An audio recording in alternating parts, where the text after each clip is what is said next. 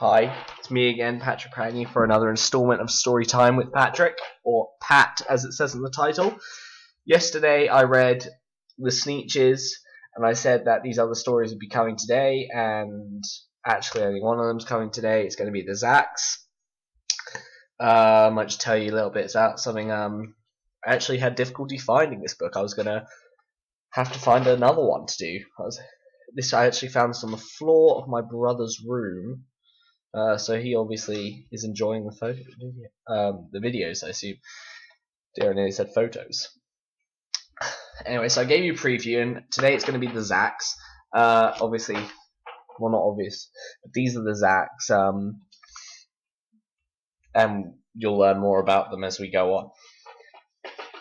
One day, making tracks in the prairie of Prax, came a north-going Zax and a south-going Zax, and it happened that both of them came to a place where they bumped. There they stood, foot to foot, face to face. "Look here now," said the north-going Zax said. "I say, you are blocking my path. You are right in my way. I'm a north-going Zax, and I always go north. Get out of my way now and let me go forth." "In whose way?" snapped the south-going Zax. "I always go south, making south-going tracks, so you're in my way, and I ask you to move. Let me go south in my south-going groove." Then the north-going Zax puffed up his chest with pride. "I've never," he said, "taken a step to one side, and I'll prove to you that I won't change my ways if I have to keep standing here 59 days. "And I'll prove to you," yelled the south-going Zax, "that I can stand here in the prairie of Prax for 59 years, for I live by a rule that I learned as a boy in south-going school. Never budge, that's my rule, never budge in the least, not an inch to the west, not an inch to the east. I'll stay here not budging, I can and I will, if it makes you and me and the whole world stand still." Well, of course, the whole world didn't stand still. The world grew. In a couple of years, the new highway came through, and they built it right over those two stubborn Zax, and left them there standing, unbudged in their tracks. Now, that is actually the end of the story. It's quite a short one. I still quite like it. It teaches that being stubborn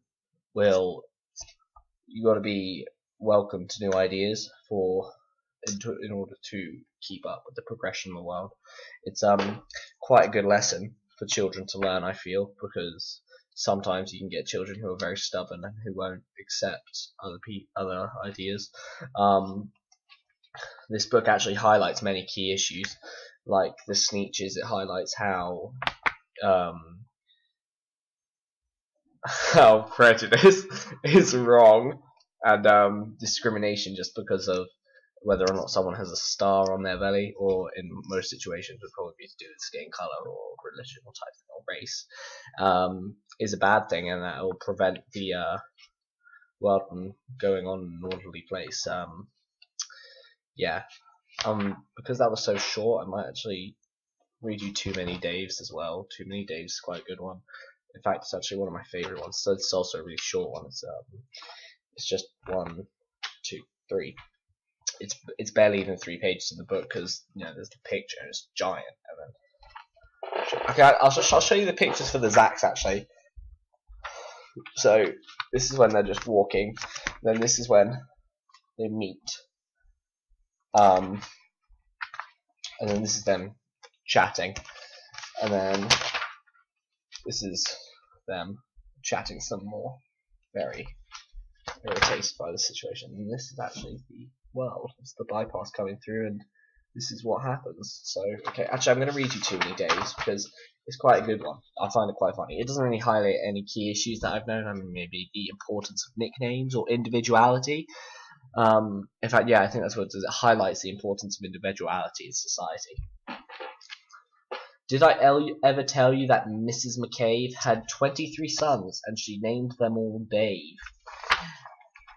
Well, she did, and that wasn't a smart thing to do. You see, when she wants one and calls out, 'Yoo-hoo, come into the house, Dave,' she doesn't get one. All 23 Daves of hers come on the run. This makes things quite difficult at the McCabe's, as you can imagine with so many Daves, and often she wishes that when they were born, she'd named one of them Bodkin Van Horn, and one of them Husfus, and one of them Snim, and one of them Hotshot, and one Sunny Jim, and one of them Shadrach, and one of them Blinky, and one of them Stuffy, and one of them Stinky, and another one Put Put, another one Moonface, another one Marvin O'Gravel Balloon Face, and one of them Ziggy, and one Soggy Muff, one Buffalo Bill, and one Biffalo Buff, and one of them Sneepy, and one Weepy Weed, and one Paris Garters, and one Harris Tweed, and one of them Sir Michael Carmichael Zut, and one of them Oliver Bolivar Butt, and one of them Zanzibar Buck Buck McFate, but she didn't do it, and now it's too late. And that's the end of the story, actually. It's really, you can see, I'm looking very stressed, and all these Daves running into the house, but, it's really quite a nice story, actually. I like the rhyming here. It has a very nice structure. Yeah, it just highlights how important it is. So because everybody's called the same name, you can't tell which is part, and because everyone's actually unique, it doesn't really work. Anyway, came up to the 6-minute mark eventually, managed to bring it up. So that's going to be my average time. I've decided about 6 minutes. Don't really want to go too far over that because then it just gets a bit too dull. Hope you enjoyed those two stories.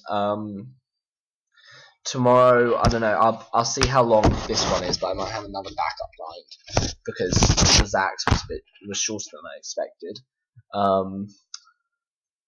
Hope you enjoyed those. Obviously, seriously, just if you want to have a book read, just tell me about it. I'll read it. If I have it, I'll read it, because I'm pretty open to all that kind of stuff, and I just generally like to read the books. So, because I find them quite entertaining, especially Dr. Seuss ones. I'm probably going to try and find Green Eggs and Ham and The Grinch, because those are classics. The Grinch will be for Christmas, along with The Night Before Christmas, if I'm going on that long. Kind of a little bit of forethought, but you know, that's how you gotta live. I might be doing some stuff for the books, The Crucible, Mr. Pip, and some poetry for our GCSE. In case you're interested in that, finding any of them those difficult, you can look at the video and see some of my ideas, and then comment, say some of your ideas. We can help out there. And that's that. So thanks for watching. Goodbye. Subscribe if you like. Well, now you're just staring at my face because it took me too long to pause. So I guess I'll have to fill the awkward silence with something. I think I'll have to think of something to say. The Cat in the Hat. What a mischievous guy. And are you my mother?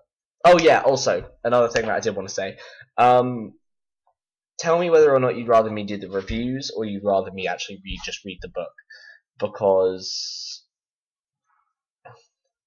while reading the book is alright, it's like, I assume if I probably did reviews it might be a little bit more entertaining for you, but just tell me what you think, and that would be cool as well, equally. Right.